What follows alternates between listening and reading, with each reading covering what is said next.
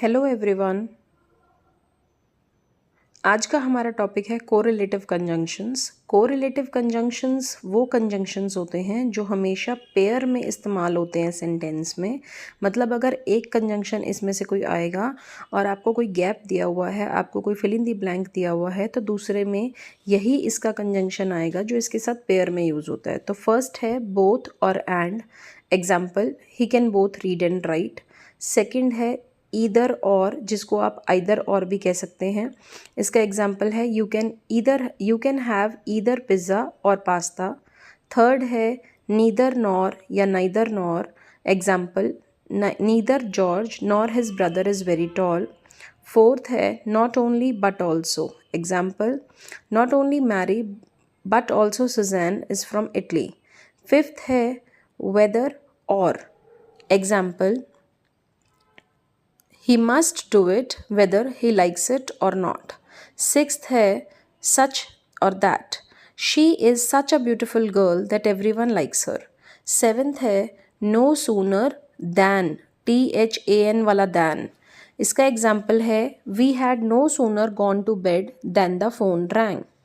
Eighth है rarely or when. He rarely comes to the door when you knock. Ninth है barely or when. I had barely arrived home when my phone rang. 10th है scarcely or when. Scarcely had I gone to bed when the doorbell rang. 11th है hardly or when. She had hardly sat down when the phone rang. 12th है rather or than. I would rather go out than stay at home today. 13th है so or that. He felt so angry that he threw all the stuff away. 14th है if और then.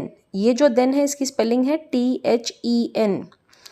If that is the case, then I am not surprised about what is happening. Last है 15th sentence. 15th word है हमारा just और as. इसका sentence रहेगा for example, it is just as I thought. इन correlative conjunctions को आपको जो सबसे इम्पॉर्टेंट बात याद करनी है, देखिए जो फर्स्ट 5 मैंने मेंशन किए हैं, बोथ एंड, ईदर और, neither nor, not only but also और वेदर और, ये तो हर स्कूल में बच्चों को छोटी क्लासेस में भी सिखा दिए जाते हैं। लेकिन जो मेन है, जो आपके कॉम्पिटिटिव एग्ज़ाम में पूछे जाते हैं, वो हैं 8, 9, 10, 11, यानी कि बेयरली when, scarcely when, hardly when और रेयरली वेन। तो इनको अच्छे से करिएगा। Thank you.